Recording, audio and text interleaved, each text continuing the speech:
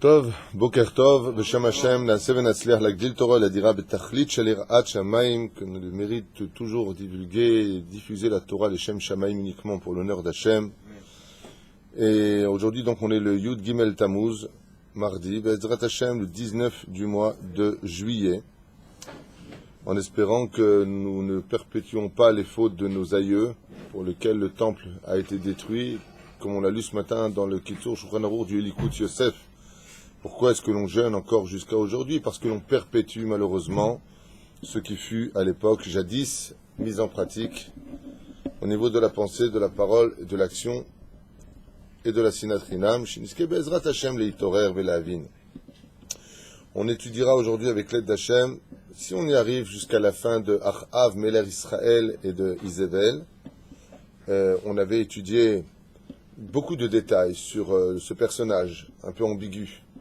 Parce que c'est un homme qui est racha, c'est pas un tzaddik, c'est un homme qui est mécréant au niveau de ses pensées, qui connaît de l'autre côté par contre la Torah, un paradoxe bizarre, qui va être, on va dire, un peu décortiqué par nos chachamim, d'où les midrashim, et les midrashim, qui ont besoin de nous donner d'une certaine façon des connaissances sur les détails, les lieux, les noms, les époques, les dates précises sur lesquelles chaque chose a démarré. Un petit peu peut-être, je ne sais pas, pour contrecarrer toute cette espèce d'hypothèse faite par les historiens, les archéologues ou les scientifiques qui, eux, par contre, se démènent pour essayer par toutes les possibilités ou moyens requis de contredire ou contrecarrer notre Torah, comme les scientifiques qui veulent passer leur temps et leur vie à prouver. C'est dommage d'ailleurs, parce qu'ils gagneraient du temps d'arrêter d'essayer de prouver des choses tout en essayant de pouvoir donner des réponses à des choses. Que Dieu n'existe pas, chas v'shalom.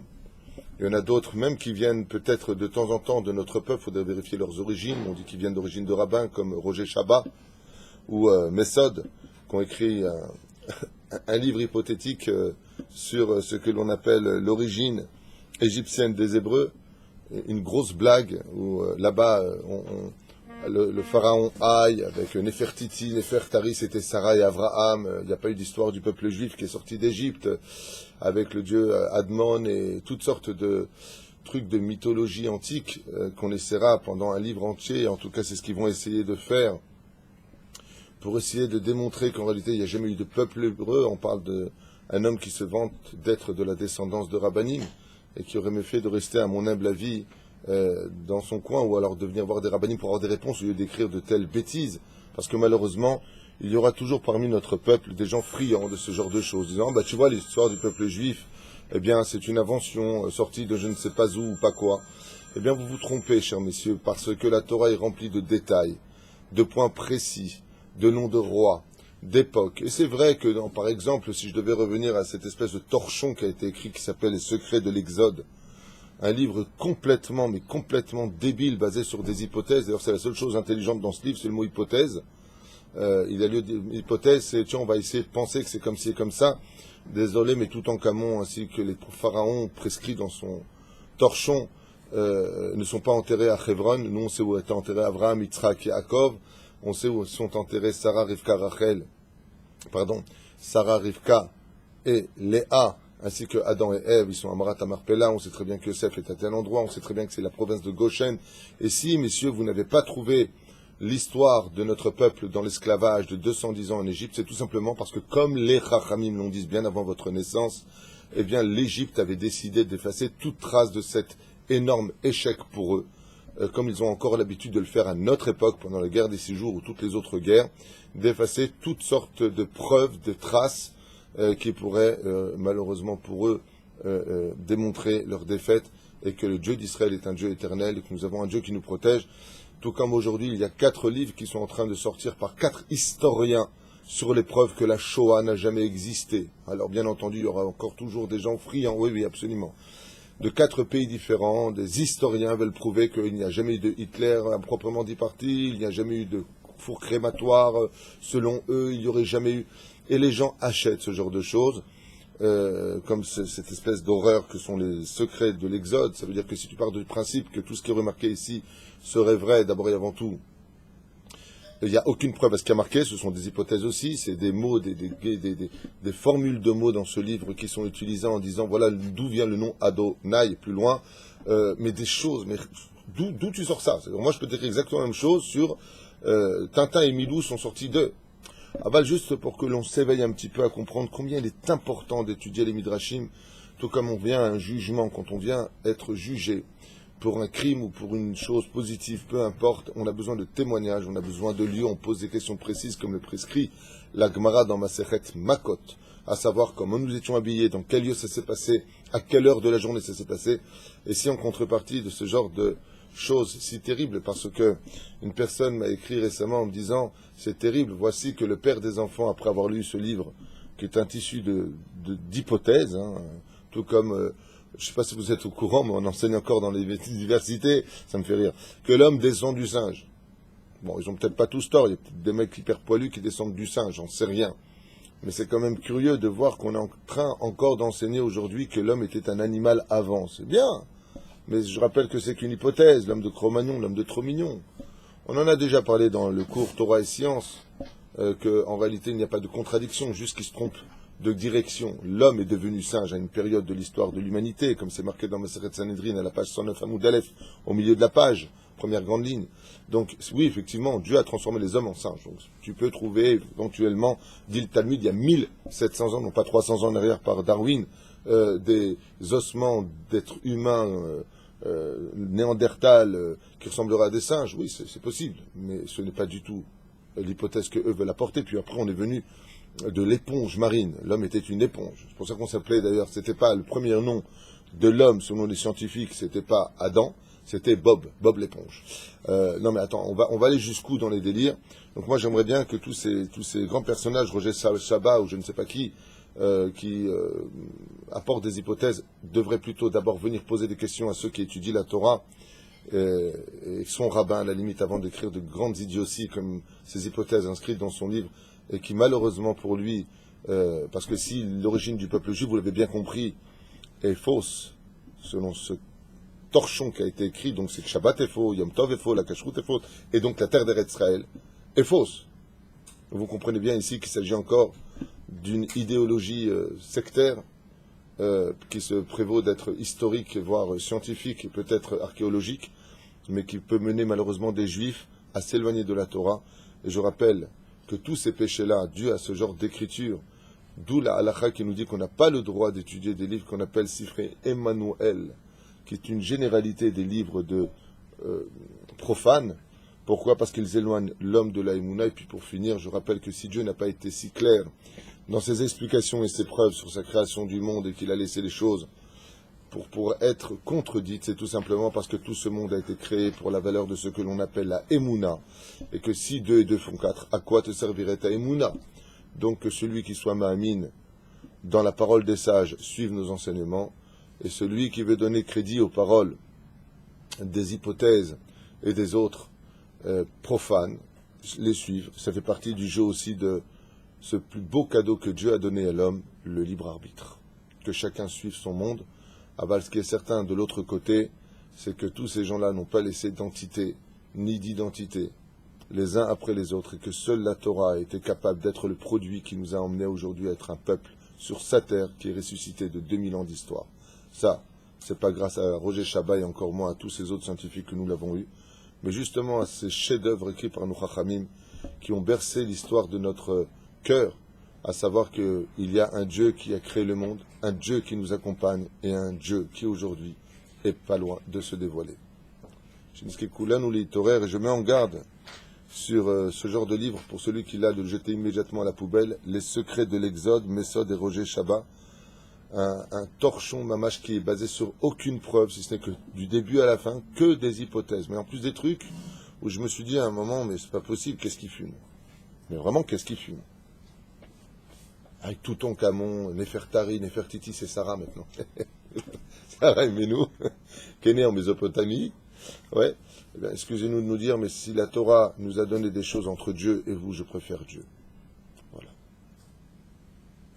Ah non, mais il y a des choses terribles. Le problème, c'est qu'il y a des gens qui tombent. Ils voient ce genre de livre et ils jettent tout. Attends, c'est extraordinaire.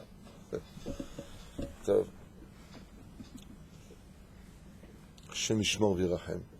Combien nous avons de mérite de pouvoir étudier, Baruch Hashem, la Torah de Rabbi Nachman, la Torah du Rabbi de Lubavitch, la Torah de tous ces grands. Je vous dirais juste une dernière chose à propos de cela, c'est que Baruch Hashem, chaque fois que notre peuple a été mis dans des situations sans retour, sans espoir, nous sommes toujours allés à de bonnes adresses pour trouver des solutions. Quand les plus grands professeurs d'Europe, du monde, nous disaient c'est fini, on allait voir le Rabbi de Lubavitch, on allait voir Baba Saleh, on allait voir le Rav Eliashiv, on allait voir le Rav Shach, on allait voir le Rav Kadouri, on allait voir des grands en Torah, et comme Rabbi Moshe Ederi. Et puis eux, sur une bénédiction, sur un Shemot écrit, ou toutes sortes de choses qui touchent à la Kedusha, l'espoir enfin jaillissait de la plus grande obscurité, des larmes versées. Eh bien, je rappelle que tous ces gens-là étaient des gens qui, Baruch Hashem, n'étudiaient pas ce genre de torchon, mais étudiaient notre Torah et étaient attachés à Dieu, tel que l'histoire nous l'a prescrite avec autant de détails. Je ne parle même pas des Midrashim, je parle de la Bible elle-même, sur l'exode du peuple juif sur sa terre, sorti d'Égypte, pour arriver au Har Sinaï et s'installer à travers cette paracha de la semaine, paracha de Pinchas qu'on étudiera Bli Neder, avec les filles de Tselophrad, sur le partage du territoire d'Israël, et non pas toutes sortes de choses inventées, comme on dira bientôt que la France n'a jamais appartenu aux Francs, que Clovis n'a jamais existé, que Charlemagne est un personnage, on va dire, utopique, voire légendaire, à la limite, que Paris n'a jamais existé, que Paris s'est toujours appelé l'Arabie Saoudite, que Gaza a toujours été le littoral du sud de la France. Et il suffit simplement d'écrire n'importe quoi pour que des gens te suivent aujourd'hui. Hashem Shmor Virachem. Et que l'histoire Bezrat Hashem nous accompagne dans la clarté et l'intelligence de l'homme, à savoir que Reshit Chochma Irat Hashem. Le début de l'intelligence d'un homme avant d'être un scientifique ou un historien, c'est d'abord de comprendre que la base essentielle, c'est d'avoir de la Yirat Shamayim. Je ferme cette parenthèse. Achav, Melech Israël, a fauté, on avait vu, plus que tous les autres rois d'Israël, plus encore que Yerovam ben Nevat, dans la Avodah Zara, mais qu'il avait un amour particulier pour l'étude de la Torah et les Talmidei Chachamim, ce qui lui donna un énorme mérite, bien entendu. Mais l'homme sera souvent, dès qu'il a une espèce de confrontation personnelle, intérieure, mené à un choix. Les événements dictés par Hachem, en haut, vont souvent, du fait qu'ils sont de nos cœurs, vont souvent nous mener à un choix. Ça veut dire qu'on aime ça et ça, mais Dieu, il t'emmène souvent à dire maintenant choisis. Maintenant choisis. C'est pareil pour la Parnassa et c'est pareil pour Eretz Israël. On a besoin de la Parnassa, on aime Eretz Israël. Des fois, les événements nous mènent à on retourne en France ou on reste ici. Il y a des choix qui sont menés devant nous. C'est pareil pour notre épouse. On est marié avec elle et puis on se pose des questions. Est-ce que je reste avec toi toute ma vie? Tu me saoules pas? Est-ce que ça va faire? Ça se fait pas? On a des doutes. Et le doute, c'est Amalek. Même si le doute reste, bien entendu, une des portions légitimes du fonctionnement d'un humain. Mais les événements vont te mener à ce qu'un jour, ta femme, elle vient te dire en disant, eh ben on arrête. Et c'est là que tu vas faire ton choix. Te battre pour elle, ou dire de toute façon, je l'attendais au virage. Je suis prêt. Achav, et on peut voir ça dans tous les domaines bien sûr, Achav, lui aussi, va être confronté à un choix. Ce choix, c'est celui de servir des idoles, ou celui de s'attacher à la Torah. Et pour cela, est-ce que tu es prêt à te battre pour ma Torah, toi qui te dis tellement l'aimer, toi qui te dis tellement la vénérer, cette Torah, mais de l'autre côté, tu vénères des idoles. De l'autre côté, tu ne cesses de faire des péchés. Donc, choisis ton camp. Dans quelle vie tu appartiens? Dans quel monde tu veux vivre? Comme quelqu'un qui avait posé la question en disant, pourquoi est-ce qu'on doit se marier? Pourquoi il faut se marier? Pourquoi il faut une ketouba à la maison? Le concubinage se vit aussi bien qu'un mariage. Allez, t'as de beaux yeux, tu sais, j'ai une petite baraque, un petit 3 pièces, viens, on vit ensemble. On fait des gosses, on est ensemble, une vie parentale, normale. On n'est pas obligé d'aller sous une roupa avec un espèce de barbu qui va nous dire Le Simanatava, Beyom, Ploni, tel jour et telle chose, en quoi ça me sert de mettre une bague? Vas-y, je t'offre une bague, je t'offre 10 bagues. T'as 10 doigts, je t'en offre 10. Pourquoi avoir besoin de cela? Parce que le mariage est un choix. En quoi c'est un choix? Le mariage est un choix dans le fait de choisir si on s'engage ou pas. On prend ses responsabilités.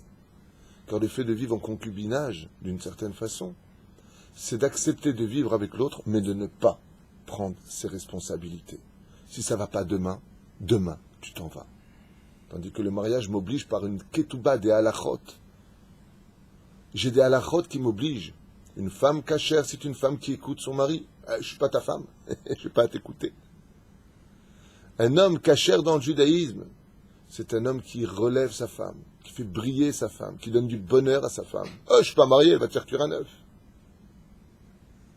Il y a des moments où on est face à des choix. Vous avez souvent remarqué, des gens, ils sont ensemble depuis 3 ans, malheureusement, comme ça, traîner. Et la femme lui dit, écoute, moi maintenant, il faut que tu décides, on se marie ou on se quitte, parce que j'ai envie d'avoir des enfants, parce que... Et le mec, il lui dit, écoute, je suis pas encore prêt. Alors on arrête. Pourquoi tu continues pas? Parce que ça veut dire que tu n'es pas prêt à t'engager, tu n'es pas prêt à prendre un chemin. Et dans la magnificence du Créateur du monde, Hachem nous mène face à nos responsabilités. Tu t'es engagé dans un travail, tu dois être responsable de ce travail. Et nous, qu'est-ce qu'on fait dans notre irresponsabilité? On remet ça toujours sur le dos d'un autre cobaye. Toujours c'est... Ouais. Il y en a même qui prennent des ouvriers, c'est-à-dire ils vont commander des bureaux pour travailler pour eux, et dès que ça ne va pas financièrement, eh ben on est associé. C'est presque digne des guignolos de l'info. C'est presque du même niveau. C'est pire même que ce niveau-là. Travaille pour un patron, puis le patron n'a pas de quoi te payer, ben il dit, toi et moi on est associés. J'ai jamais entendu de telles idioties. C'est pour ça que la vie est un choix. Et vous allez voir maintenant combien les détails, Baruch Hashem, de notre histoire, sortie d'Égypte en tant que peuple, mis en esclavage par Pharaon. Et je rappelle que le Pharaon d'Égypte n'était pas Ramsès, c'est marqué nulle part. Et qu'au contraire, Ramsès était bien avant l'esclavage d'Égypte, puisque, non pas selon les rabbins historiens, je ne sais pas si on peut le dire comme ça, pour rigoler, mais la ville de Ramsès existait déjà à l'époque de Yosef. Pithom et Ramsès furent détruits par Yosef, Hatzadik et son frère Yehuda, comme le précise Rashi, le grand historien de la Torah. Et donc, si la ville de Ramsès existait avant, on avait l'habitude de donner le nom des villes des pharaons qui dirigeaient le pays. Donc, bien avant l'histoire, avec tout ton camon et toutes tes bêtises, va te coucher, étudie la Torah avant Yeshiva Kita Aleph. Puis arrête de déblatérer des bêtises pour essayer de vendre tes livres ou faire l'intéressant, j'en sais rien. Il serait peut-être temps d'évoluer, Be'ezrat Hashem. Il serait peut-être temps d'évoluer dans la bonne direction. Alors, on commence l'étude. C'était juste une préface à tout ça qui me tape sur le système nerveux. Hein? D'introduction, voilà, exactement. Tov. Alors, vous voulez entendre face à quel choix Kadosh Baruch Hu va mettre maintenant Achav, au roi d'Israël? Nous l'entendons dès maintenant. Kibed otam ou fechnes otam, on s'est arrêté dans le fait que Achav, connaissant la valeur réelle de Dieu et de la Torah, avait pris sur lui de son argent personnel de soutenir les Talmidei Chachamim. C'est-à-dire que tout comme Achav s'inquiétait qu'il y ait des maisons d'idolâtrie dans chaque rue d'Israël, comme personne ne l'a fait avant lui, personne, les veaux d'or, les veaux ceci, toutes les déesses, tous les dieux inventés de toutes les nations étaient en Israël, placés par lui. De la même façon, Achav était inquiet qu'il y ait toujours des kolélim, des yeshivot dans toutes les rues d'Israël.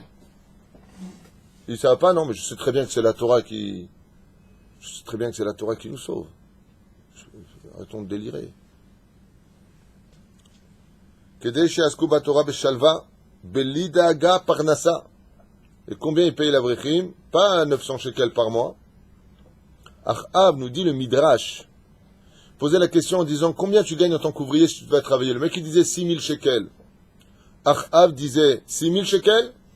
Ok, vous qui étudiez la Torah, votre paye est de 6000 shekels. Que vous n'ayez aucun regret de ne pas aller travailler, que vous soyez assis à étudier la Torah. Aya doeg, écoutez bien, beshava blida agat parnasa.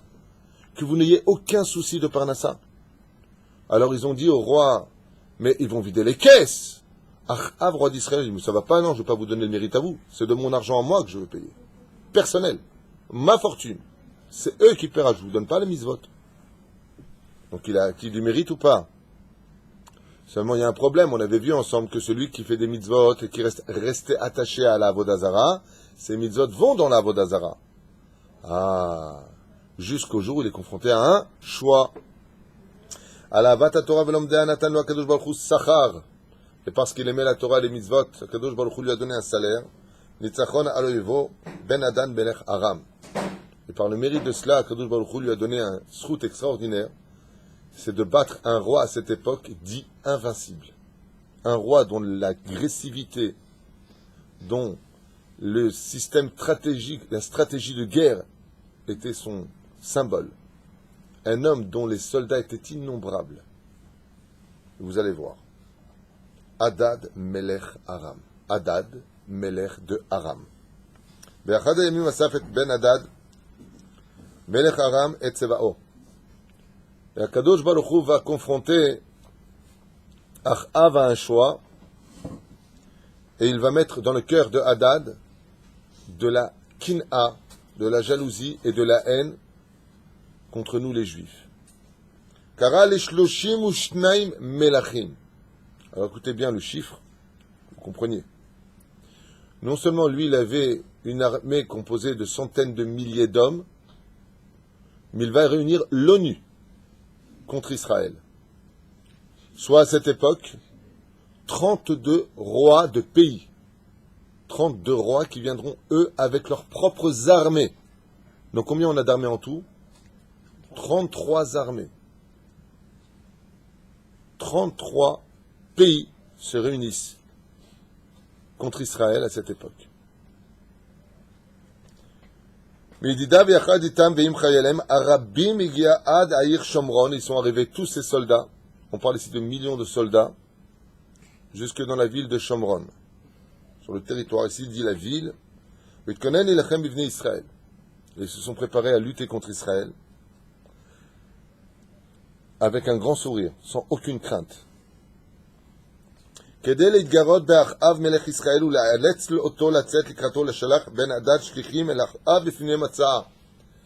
avant d'envoyer ses soldats pour détruire Israël, il a d'abord envoyé une lettre humiliante au roi d'Israël, Achav, Melech Israël, lui a envoyé une lettre humiliante par des shlichim, par des envoyés.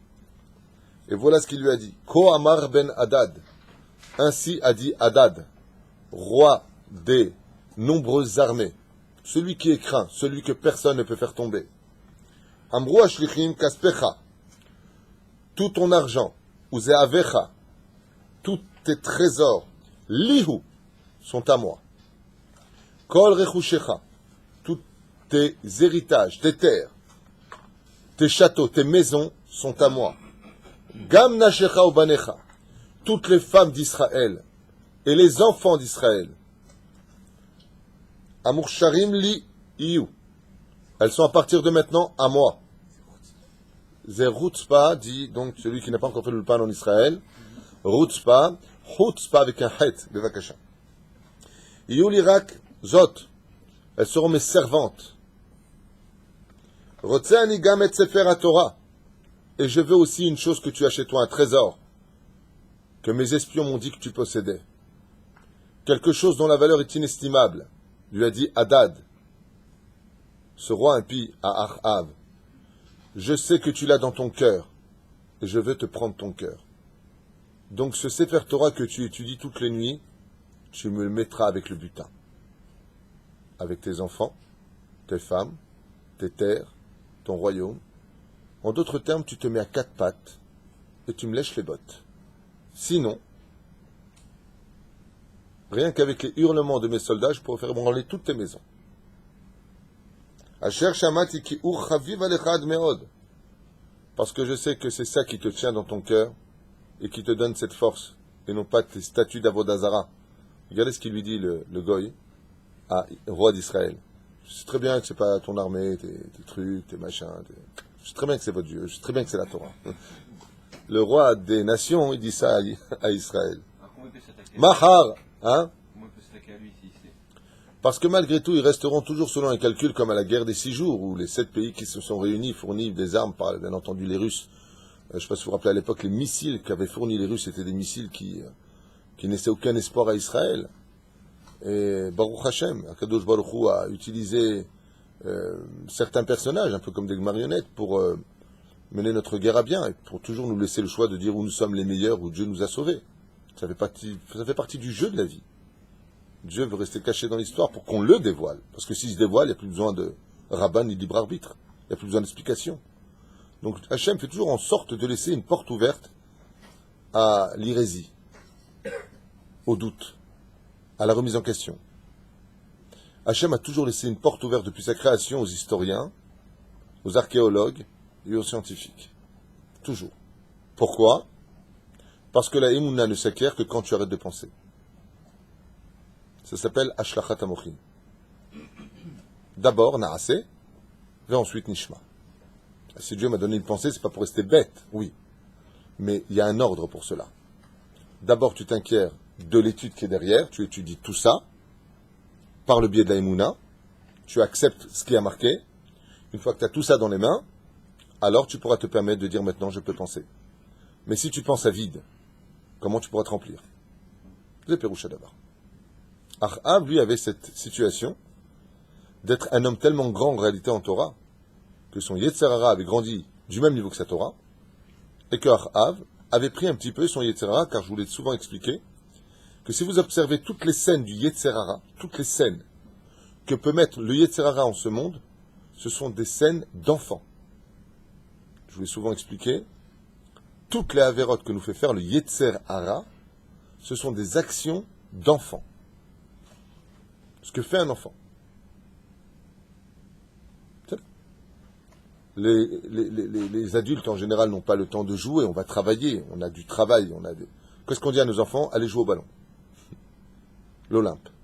C'est que relié à l'enfantement. C'est que des choses d'enfants. Toute la pornographie, la débauche, toutes ces choses-là avec lesquelles les gens jouent avec des objets, que Dieu nous protège, c'est comme des jeux. C'est jouer à des jeux. Des jeux qui sont excitants pour les hormones. Mais c'est des jeux d'enfants. C'est-à-dire, tu prends une personne, tu dis, mais attends, mais qu'est-ce que tu fais ? Qu'est-ce que tu fais de ta vie ? Qu'est-ce que tu es en train de réaliser ? Rien, allez, dégage, vas-y, attends, tu me saoules, toi, qu'est-ce que tu m'observes dans ma médiocrité ? C'est des jeux d'enfants. Le Yetzer Hara a la force de nous ramener à des jeux d'enfants parce que l'enfant n'est pas conscient. Le Yetzer Hara veut que nous pratiquions sans la conscience de l'éveil. C'est pour ça qu'on nous dit, dans le judaïsme, It oreri, réveille-toi, réveille-toi, Kumi uri, shir daberi, et lève-toi de ta poussière pour commencer à chanter pour Dieu. C'est là. C'est pas le sujet d'aujourd'hui, c'est un sujet pour lui-même, mais juste à retenir. Machar eshach elecha, et avadai ve'em ikru me'armoncha, koma sheimtzachem benehem. Et Aram, donc le roi Hadad, afin de bien humilier le roi d'Israël et le mettre face à un choix, lui dit, dès demain, je t'enverrai des envoyés, des messagers, qui déjà, dans ton royaume, mettront dans leur charrette tout ce qui aura plu à leurs yeux. Ça comprendra tous les objets, toutes les femmes du royaume, tous les enfants, tout ce que je désire monteront dans mes chariots. Pas mal, non ? Veimlo, et si tu refuses, ou tu leur fais du mal, Rav Amar iye goralecha, ta destinée finira avec une grande amertume, pour toi et tous les tiens. Nimtsaim kaniti melachim rabbim chazakim velahem, car je suis venu avec les meilleures armes, et les soldats les plus puissants de toute la terre sont avec moi aujourd'hui. On parle de colosses, d'hommes supra-armés. Tsava rav rechushim al susim, sans te parler de mes centaines de milliers de chars et de mes millions de soussim, abirim uchleneshek beyadam, et des armes que tu ne connais même pas. Im tesarev le'atzati, si tu refuses de m'obéir, na'ale kulanu al admatecha, nous allons tous monter vers toi, et on te tuera tout simplement comme on le voudra, au moment où on le voudra, toi, ta famille, tout ton pays, et on s'y installera tout simplement, pour s'en servir kiviachol comme ont fait les Romains à une époque de Jérusalem, la muraille, pour en faire une poubelle. Divrei hashlichim achen ifridu et hamelech. Achav, quand il a reçu les missives de ce roi, a eu peur. Pourquoi il a eu peur ? Pourquoi il a peur ? Qu'est-ce qui donne de la peur à un homme, vous savez ? Non. Bravo, c'est tout. La réponse a été donnée par Rabbi Meir Ayakar. La faute. Si tu as peur de quelque chose, c'est que tu as une faute en toi. Celui qui n'a pas de faute, sur lequel il n'y a pas de péché, tu peux le mettre où tu veux, comme Avraham Avinu. Tu peux même le jeter dans une fournaise ardente, il n'a pas de crainte dans son cœur. Si tu crains quelque chose, comme par exemple aujourd'hui on est face à une situation très difficile dans le Kollel, dans l'absolu, comment on va payer l'Avrechim à la fin du mois, les loyers, tout ce qu'on a ici, si tu as peur, c'est que tu as une faute. Si tu n'as pas peur, c'est que tu n'as pas de faute. Hein? Si on a peur, c'est qu'on a des fautes. Quelqu'un qui n'a pas de faute sur lui, l'emprise de la clipa, de la crainte, c'est-à-dire de la peur de comment je vais faire, c'est parce qu'il a un écran qui est entre lui et Dieu, donc il ne voit plus Dieu dans sa solution. Donc il a peur, parce qu'il ne voit plus Hachem. On peut dire qu'on n'a pas peur? Non, il y a une autre sorte de non-peur, c'est celle de l'orgueil. Par exemple, les gens qui sont voyous en général, la mafia, n'ont peur de rien, enfin, entre guillemets, ils le disent.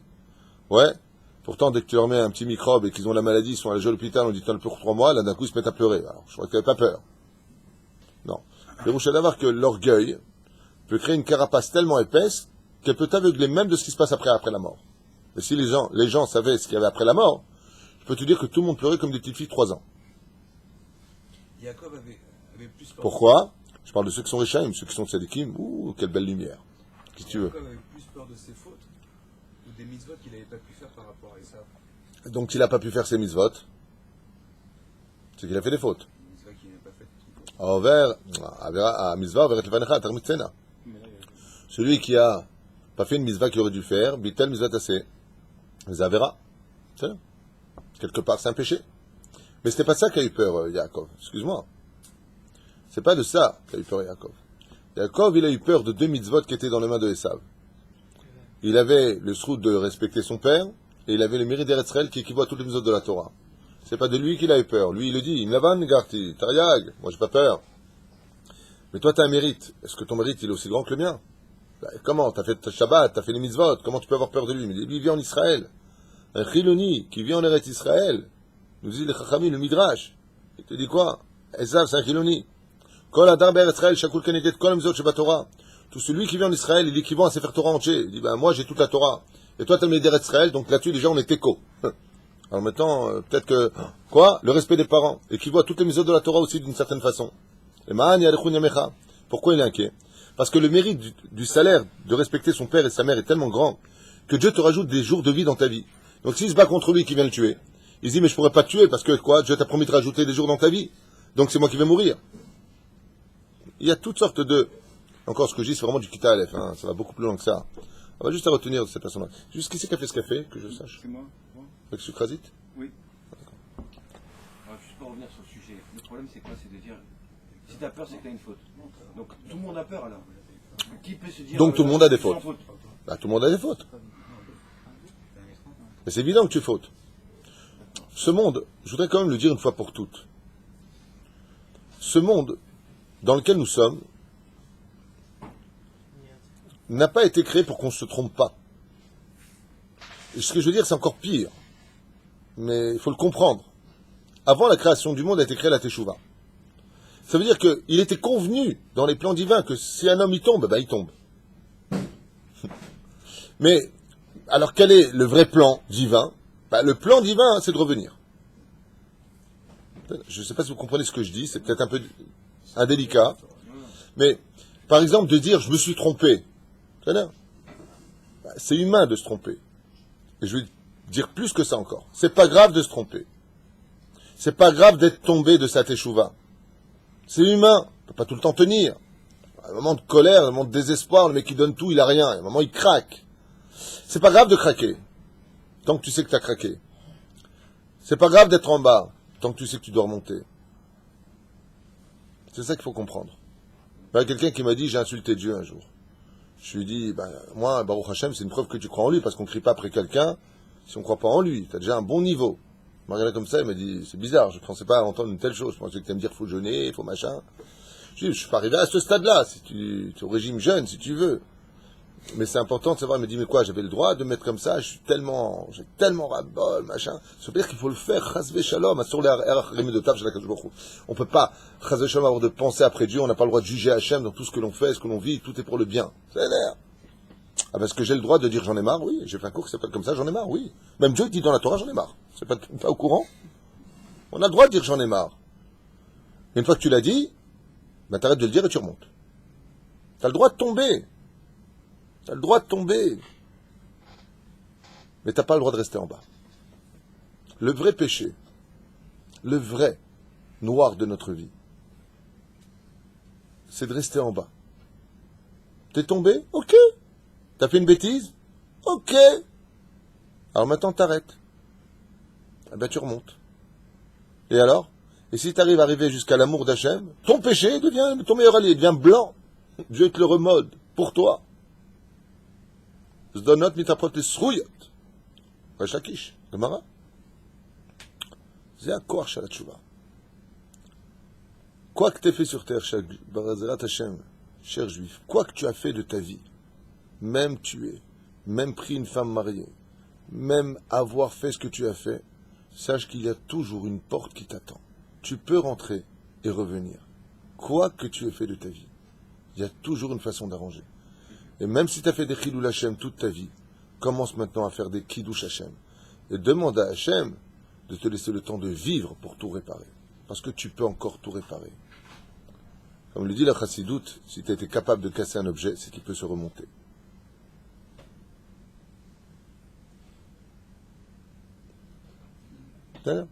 J'ai une question à vous poser, chers amis. Gala Yakar, Sadik.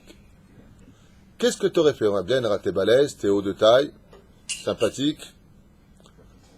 Qu'est-ce que tu aurais fait à la place de Ahab si tu recevais une telle lettre et que tu aurais, imagine un petit peu, l'Amérique contre toi, la Chine, l'URSS, les Anglais, les Africains, la totale.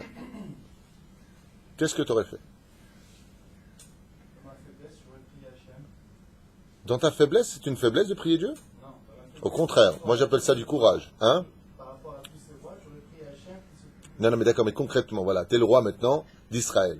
On vient te voir, on te dit, Maosim, qu'est-ce que vous auriez fait, vous, franchement? Bon, lui, Yitzhak, il me dit, je donnais ma femme, ça c'est sûr, la belle-mère avec. Il donne lui, il aurait dit, super, viens vite. Ça c'est gratuit, il a dit. Alors, allez, nous. Qu'est-ce que tu aurais fait, toi, Eric? Tu sais pas? Stéphane, toi, qu'est-ce que tu aurais fait? Hein? Tu lui rentres dedans. Déjà que tu marches avec une canne, tu me dis je rentre dedans. Tu n'arrives pas à marcher. Ça, c'est les nerfs, ça. C'est ton côté nerveux, ça. On va poser la question à celui que tout le monde attend, bien entendu, Adam. Alors déjà, je dis Akol et Tova. Mais lui, alors, d'abord, c'est Akol et Tova. On prie Hachem. On prend une poignée de guerriers. Enfin, on prend les hommes les plus pieux. Oh, lui, il dit on prend les hommes les plus pieux. Et pour partir en guerre. Et on part en guerre contre des millions d'hommes. Ça veut dire qu'il y aura à peu près 10 000 hommes pour un homme. On refait Yavan. Et on refait Yavan. Top. Donc toi, tu dis on se bat. Okay, on se bat. Jeune homme, toi, tu dis quoi? Rappelle-moi ton prénom. Jonathan. Vu ton gabarit, toi, tu donnes tout. Une écoute de la belle-mère. Une écoute importante. On va voir quand même, le prophète de l'époque pour lui demander ce qu'il en pense quand même. S'il y en a un. D'accord, ma question c'est vous luttez ou vous laissez tomber? D'après vous, Achav, qu'est-ce qu'il a fait? Hein? Il faut laisser tomber. Tu donnes ta femme et tes enfants? Il fait 1m20. C'est vrai qu'à 1m52, il est préférable de tout donner. Tov, on se charrie tous ce matin les uns les autres avec beaucoup d'amour et d'humour, pour ceux qui n'en ont pas, qu'ils le sachent, qu'ici va on rigole beaucoup. Bien entendu, il a fait dans son froc, on peut le dire, donc il avait beaucoup d'avérotes, le roi. Ah ouais. Donc il est parti voir ses conseillers et les anciens. Qu'est-ce qu'il doit faire? Est-ce qu'il doit accepter? Il ne doit pas accepter? Est-ce que c'est fini pour nous ou pas? Et pourquoi il a tellement eu peur alors que juste avant il a toujours gagné toutes les guerres? Parce que là il a beaucoup de fautes sur lui. Adonnez-nous un melech. Ils ont répondu notre Seigneur le roi. En tant que roi, tu as le droit de donner l'or, l'argent, les femmes et les enfants. Tu es le roi d'Israël. C'est pas comme aujourd'hui le roi, c'est dépendant d'une législation, il y a des votes. Les vrais rois décidaient de la vie ou de la mort d'une personne, sans rendre de compte.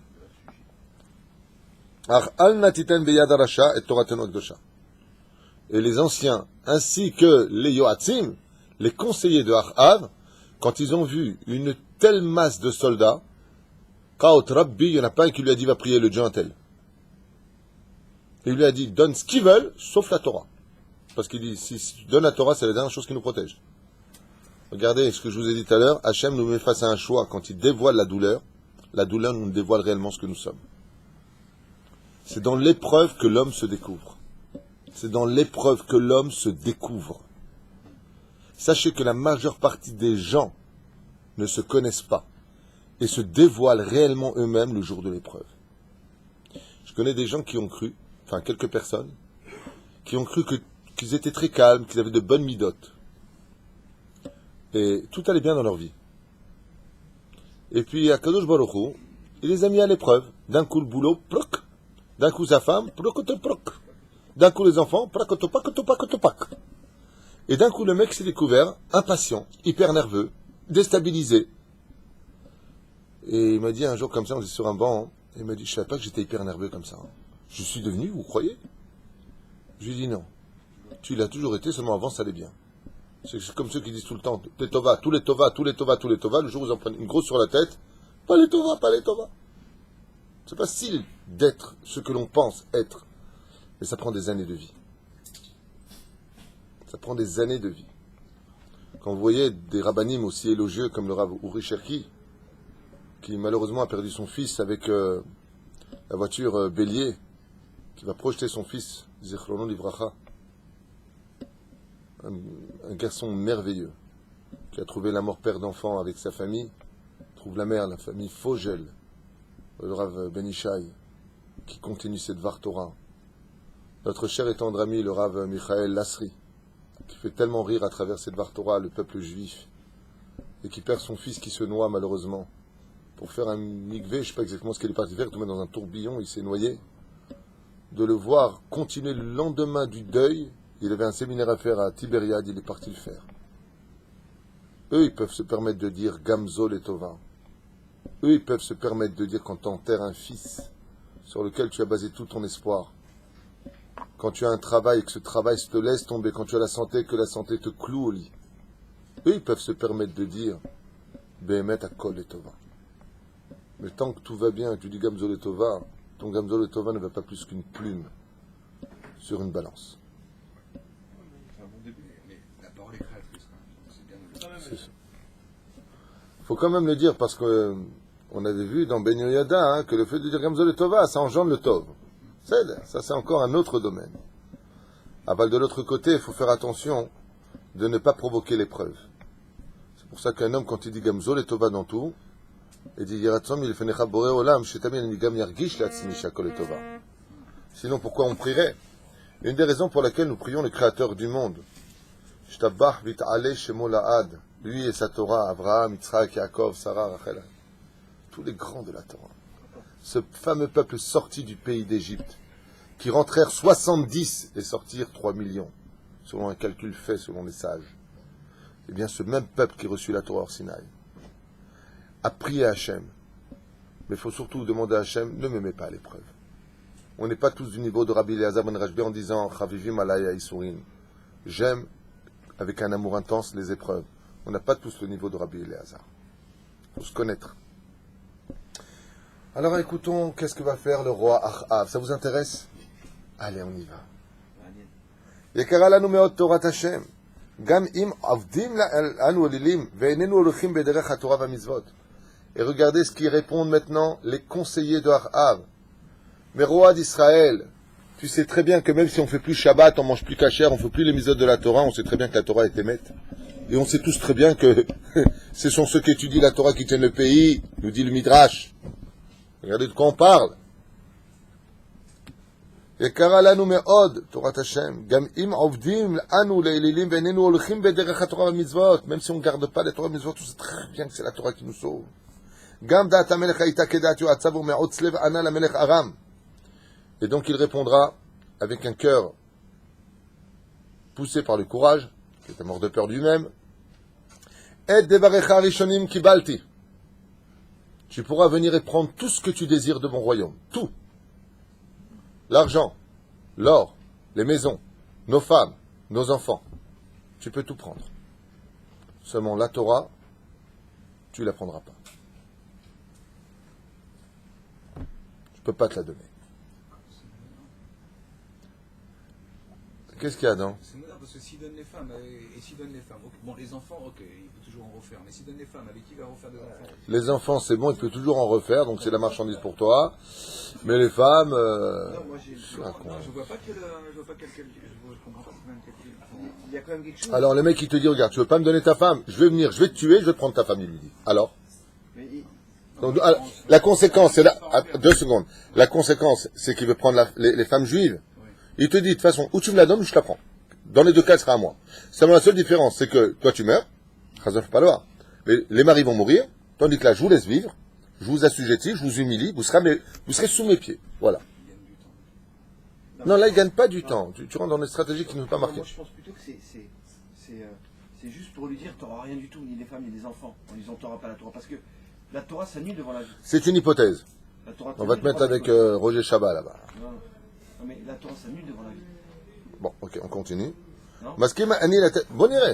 מתאים לתת לתורה, ורכוש אולם את תורת השם אלוקינו לא אוכל לתת לך. תשובתו נועזת של אחאב הכעיסה והשפילה את המלך ארם והוא שלח מיד הרעה החדשה בפי עבדיו. Cette nouvelle a mis en colère énormément Hadad, ce fameux roi, ce conquérant, qui a mis en garde cette fois Biglal shelo shamata bekoli, puisque tu ne m'as pas obéi. יוצא אני לקראתך בחיל כה רב עד שעפר ארצך לו ישפיל רגליך כולם. Il lui a dit, puisque tu vas déclarer la guerre en refusant de me donner ta Torah, alors sache que rien qu'avec le pas de mes soldats, il y aura un nuage de poussière sur tout le territoire d'Eretz Israël. Donc, en fin de compte, il vient lui dire, je viens te défoncer, toi et ton peuple. Gam ayumim elu, lo nichna Achab. Et là, Achab, comme il a vu que tout était perdu, il lui a dit, j'ai pas peur. Veshalach et tshuvato amitza, al it'alel hogeg kemafteach.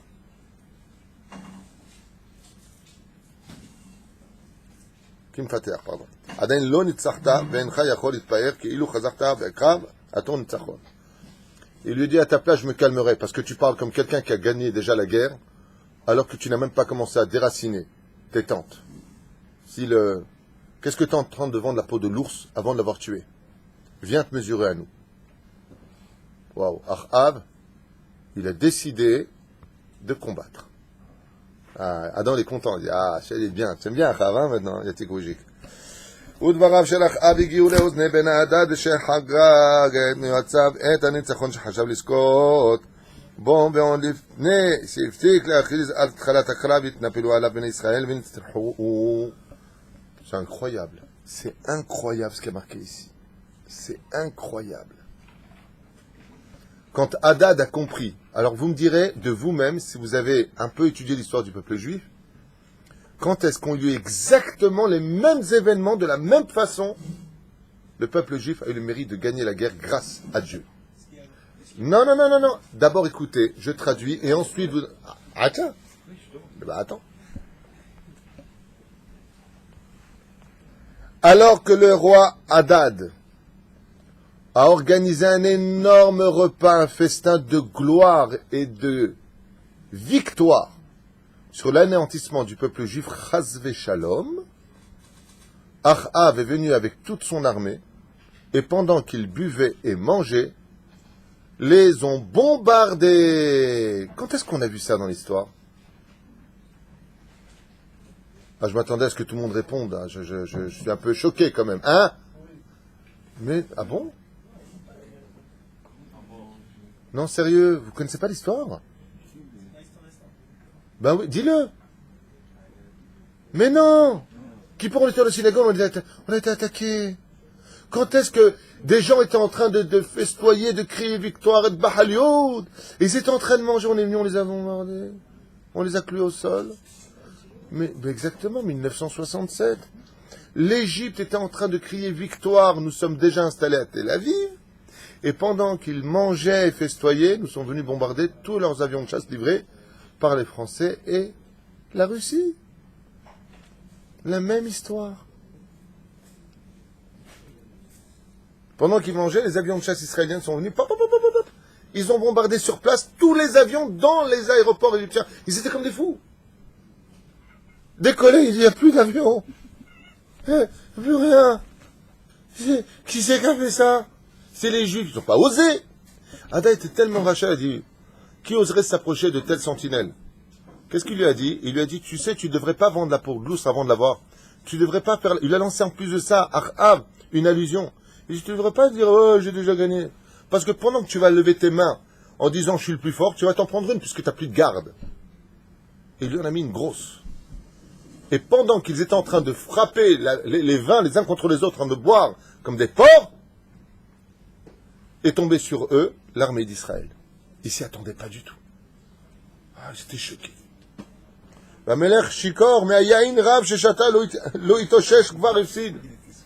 Ils étaient tellement bourrés de leur victoire que le roi lui-même, ils l'ont laissé vivant en plus, pour le savoir le carnage qui a eu lieu dans ces millions de soldats. Il était encore bourré, et tout le monde... Et c'est la fête.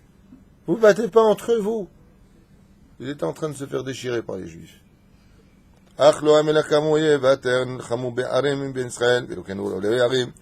Mais il y avait tellement de soldats qui se sont arrêtés, le jour s'est levé, ils sont repartis, et avec l'autre partie de l'armée, ils sont quand même venus se battre. Donc déjà, ils les ont énormément affaiblis.